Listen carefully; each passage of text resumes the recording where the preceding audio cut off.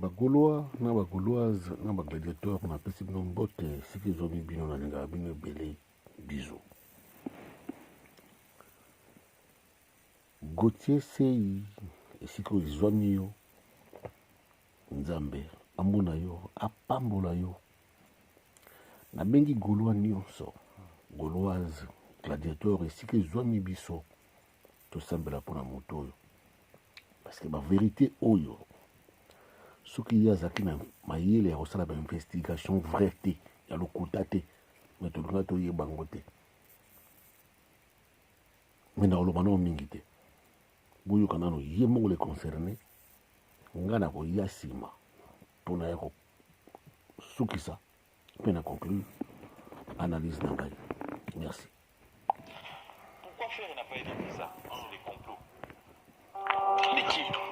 Il y a un musicien congolais qui pense. Pourquoi faire n'a pas eu de visa? C'est des complots. Mais qui? Il y a un musicien congolais qui pense qu'il est proche de certains dirigeants européens. Il y a un musicien congolais au Bino Nangato Yebi, Toubouaché Moté Céphalie. Merci. Continue. Qui est victime, selon lui, des insultes de certains proches de Ferregoula, comme quoi il est homosexuel. Certains proches, ils ont Marcaus, Gouvelle Gaulois, musique ndingu, bawana oya, kajuba image na bango ke futa bango. Continue. Et il a essayé à utiliser cette fibre-là pour faire comprendre à l'ambassade française que musiciens Bozotin Danapoto, Batebela Zana Bango, Banaroba musiciens, ce sont des youtubeurs. La preuve, ils passent toute leur journée à la télé pour insulter les homosexuels. Ils sont xénophobes. Ils ne peuvent. Ndeko Fali, ça n'a pas passé. Ah, tant que vous avez des homosexuels et que vous avez pénalisé les gens qui ont fait musique, na bango te musala basala ka balisa ka pasi na bana. Il y a un Camerounais au Thomas alobaki botikala na bakale sona ba sima podium. Bofunde ke te poni. Ba image ezalite. Bofunde ke te kene pena ba image wana na ba préfecture ya so na justice ya mboko bakanga yete. Osala ke ngote car pour ma Congolais ne boza makasi. Bravo.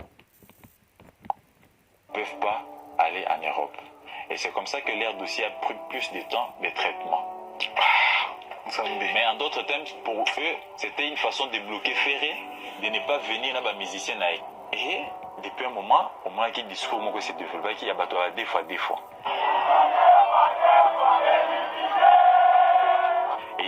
Seconde grosse ba image oyo bato baoyemba boye akenda ngo na ambassade aozo ba image oyo akenda ngo kuna ba translate basali sous-titre ezoloba makambo oyo bango balobi des fois eza mawa mingi ya ndeko Fali. Ah musique ekufi here bomindolo na yo moto atindaka okenda baje wana azalaki te kende oluke kuna na Côte d'Ivoire David mtakotso na je wana chiko ya biso nini na makambo muziki tika muziki betati moni makambo bato komokende kolemba loso. Continue. Et ils ont pris ça comme élément pour nuire à Ferregoula.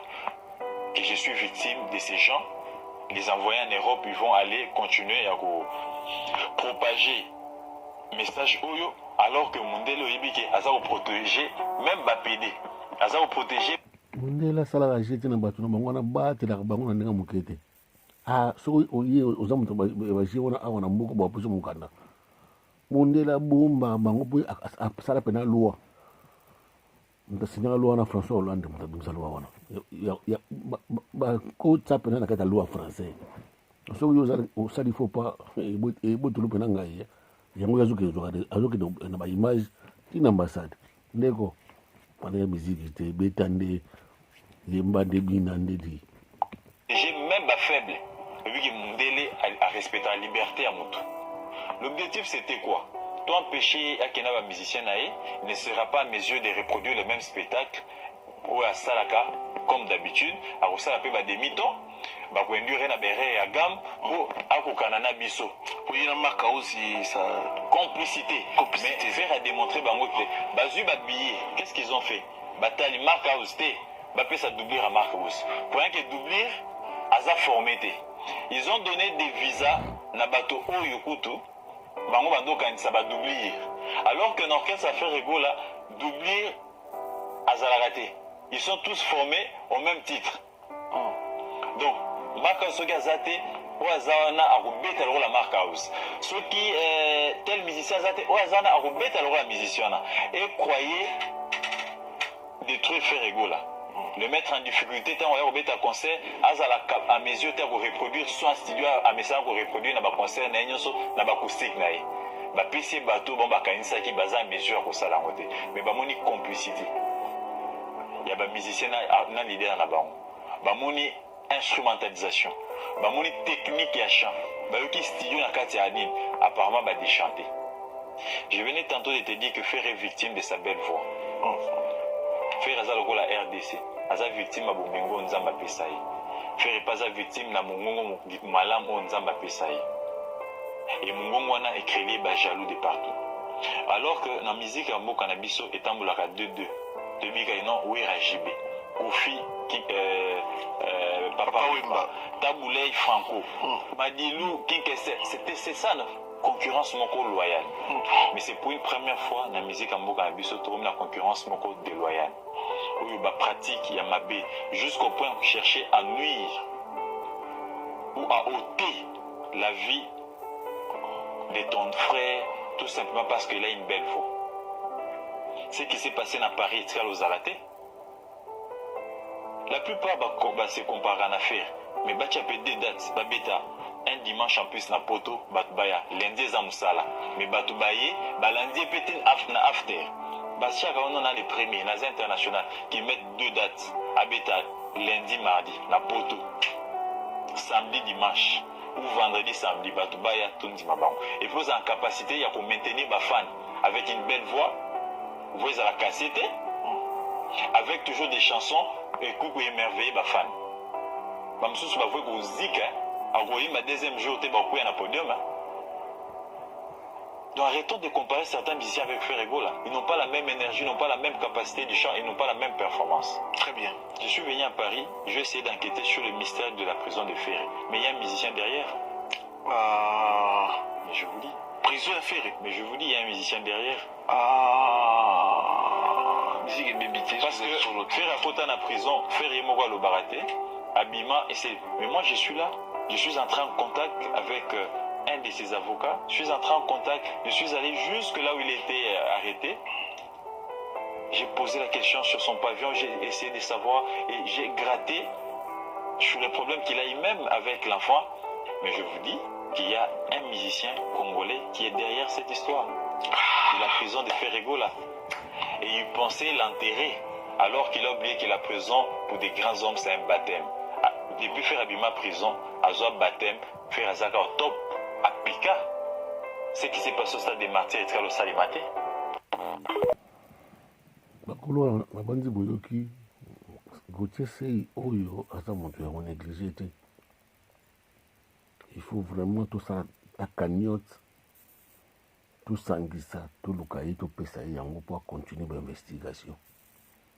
Ce que azalaki te babiloko mosusu oyo tozoyoka lelo tongo toyoka te tolingaki toyoka yango te sans vous mentir, je vous dis la vérité, parce que pour nous la démarche ça demande aussi de l'argent, ça demande des sous. Yango nako interpeller biso nyonso bagolo soki kozala possible tout ça vraiment panier moko boye to oyo aza na mwa 20 abwaki oyo aza na mwa 30 abwaki oyo aza na 50 abwaki, cela dépend.